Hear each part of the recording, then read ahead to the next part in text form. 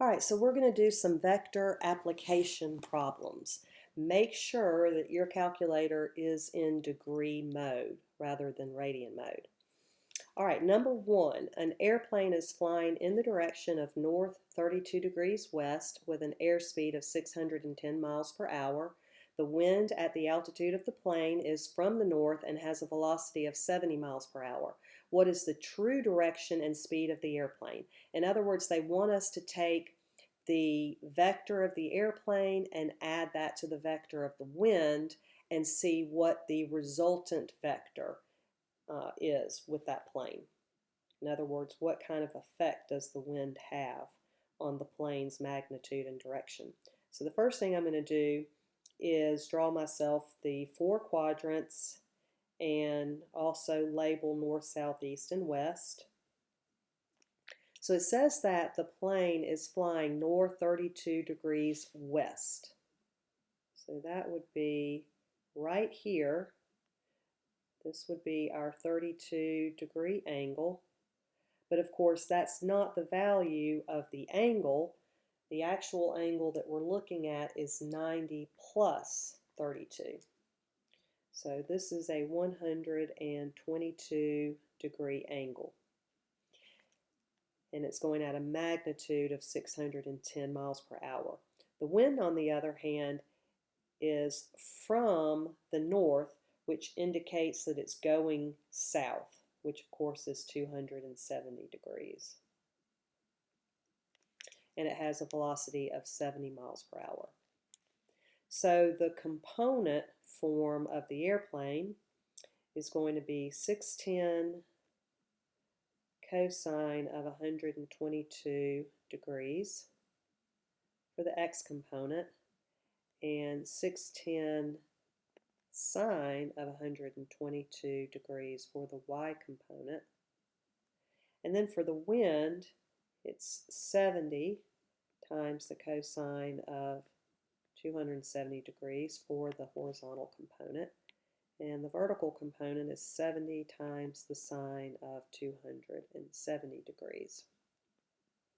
And so if we want the resultant vector, we need to add our two x components, add our two y components, and we'll get component form of the resultant vector. So 610 cosine of 122 plus 70 cosine of 270 gives me negative 323. I'm just rounding these to the nearest whole number.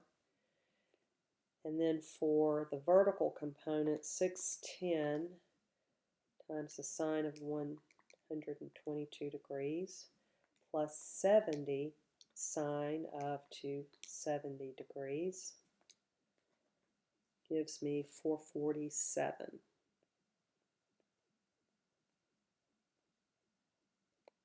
And to get the magnitude of the airplane, now that the wind is affecting it, I've got to do the square root of a squared plus b squared. So the square root of the negative 323 squared plus 447 squared gives me a magnitude of 551. And this is in miles per hour. And then theta is going to be inverse tan of the y component over the x component. And I always look first to see what the quadrant is that it's in. Notice that your x is negative and your y is positive, so that's going to be a second quadrant. So inverse tan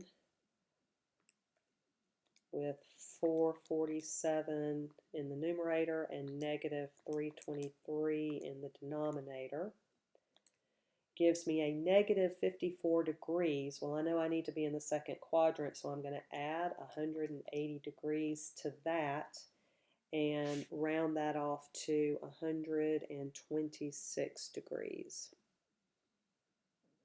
So after the effects of the wind, the plane is now going at a speed of 551 miles per hour at a direction of 126 degrees.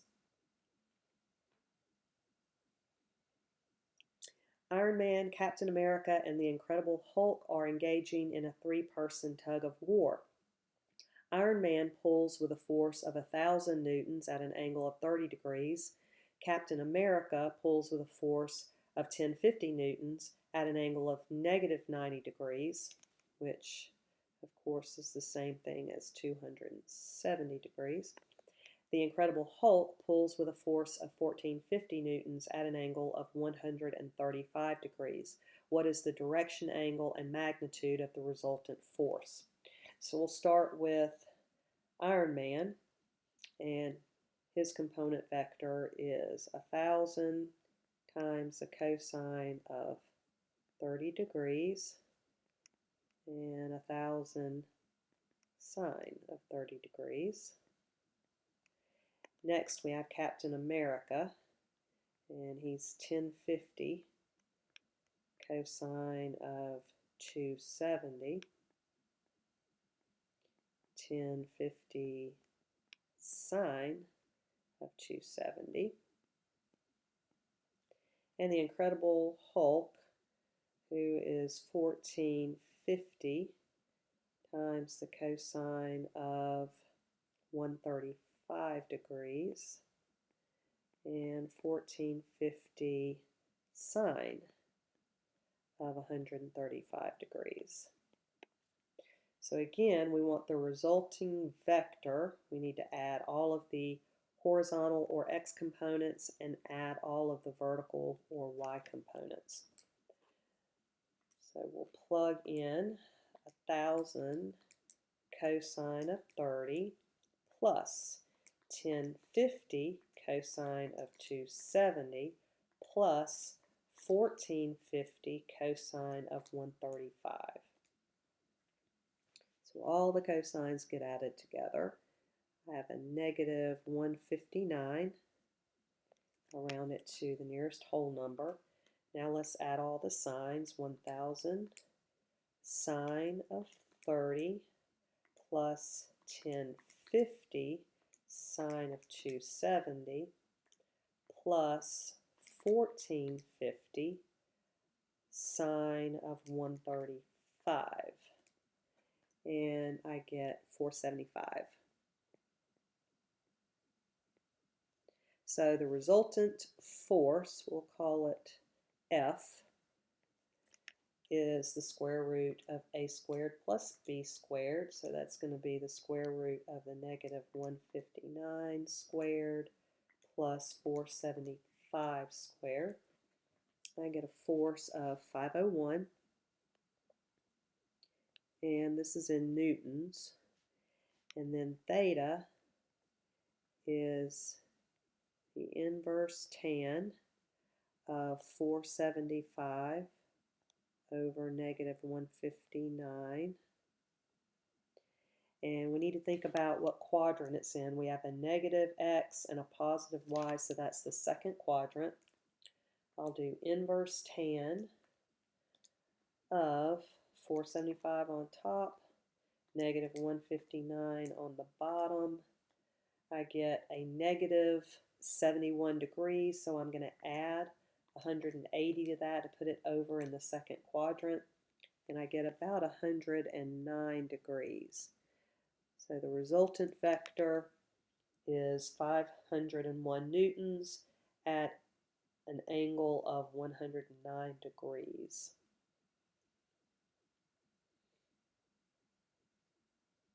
All right, two forces, one of 45 newtons and the other of 52 newtons, is acted upon the same object. The angle between these forces is 25 degrees. Find the magnitude and the resultant force. So this is a problem where you actually could pick from a wide variety of angles, as long as the two angles have 25 degrees between them. So, for instance, I could pick one angle of 25 degrees, and a second angle of 50 degrees. And of course, the angle between them is 25 degrees, and that will work. I would also get the right answer, though, if I picked maybe a 50-degree angle and a 75-degree angle, or 75 and 100, as long as the two angles that I pick are 25 degrees between them. So the first vector is going to be 45 cosine of 25 for the x component and 45 sine of 25. And you may want to try doing different angles just to confirm that I'm right, that you will get the correct answer, as long as the two angles are 25 degrees apart.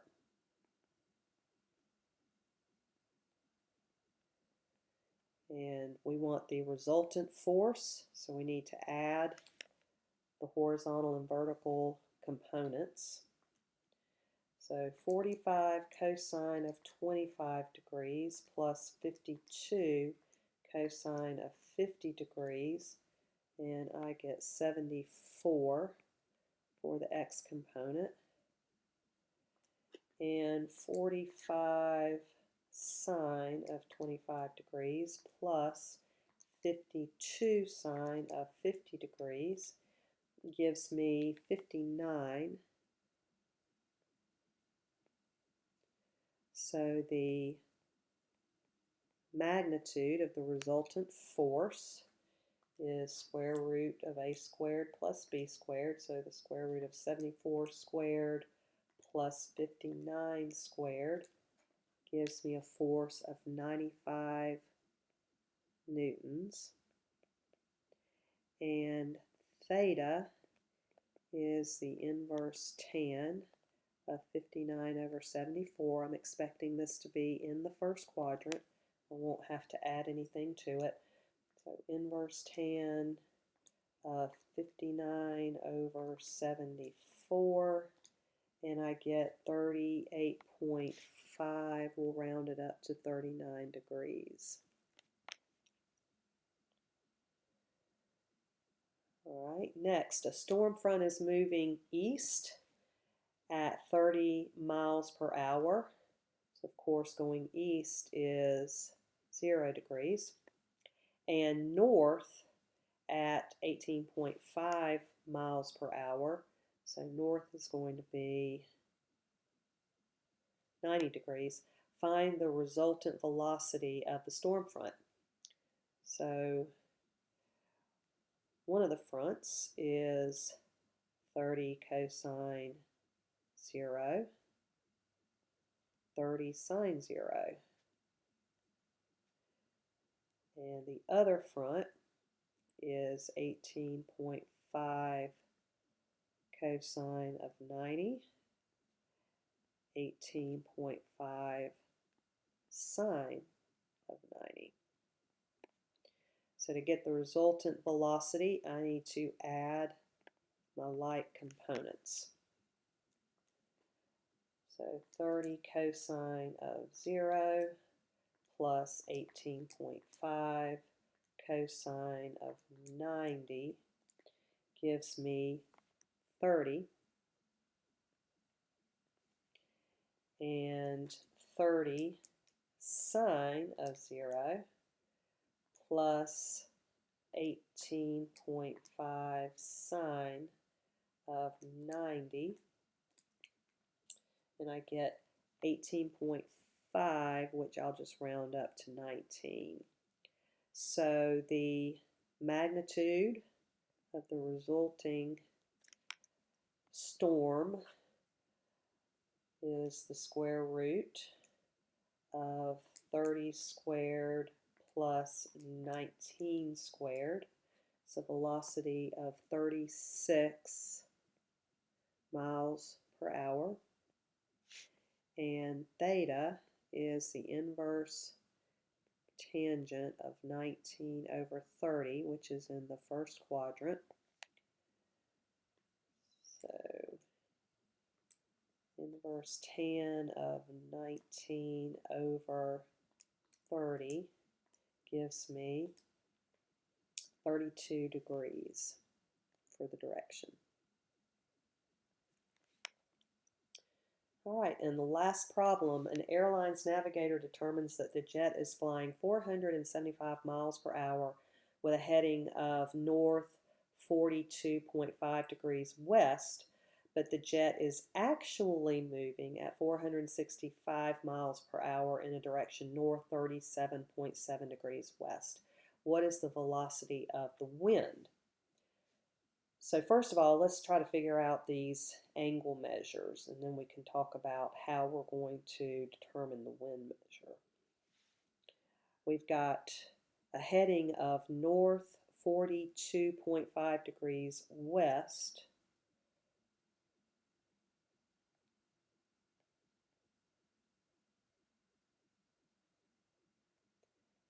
So to find that actual angle, I'm going to add 90 degrees to the 42.5, and that gives me 132.5 degrees.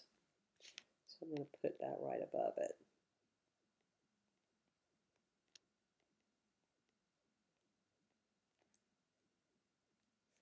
All right, and then the other one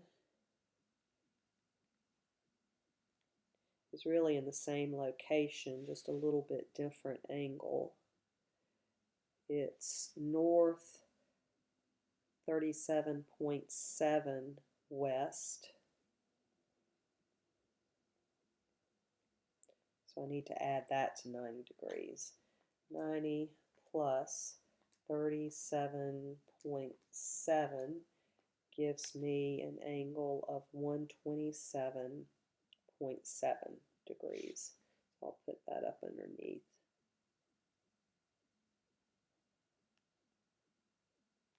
All right, so basically what's happening is you have the magnitude and speed of the airplane, or magnitude and direction of the airplane before it's affected by the wind. Then you add in the effects of the wind, its magnitude and its direction, and it results in the magnitude and direction of the airplane after the fact, the actual speed and direction of the airplane. So we know the magnitude and direction of the airplane before the effects of the wind, and we know the magnitude and direction of the airplane after the wind. So how do we find out what the wind is? Well, we have to subtract the before effects of the airplane.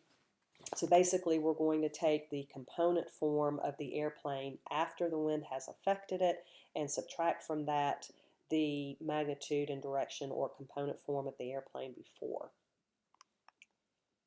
So let's write the after effects, and here it is right here. It's actually moving at 465, and the angle was 127.7.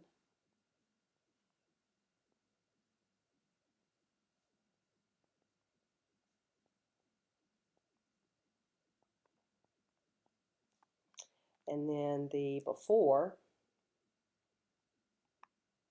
it's right here.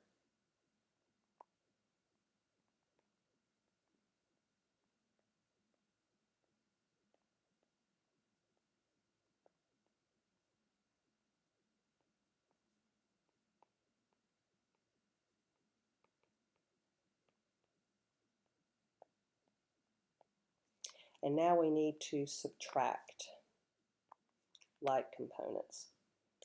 So I'm going to take 465 cosine of 127.7 minus 475 cosine of 132.5, and I get 11. And then I'm going to take 465 sine of 127.7 minus 475 sine of 132.5, and I get 18 if I round that up. All right, so the magnitude of the wind is the square root of 11 squared plus 18 squared, which is 21. And this is in miles per hour.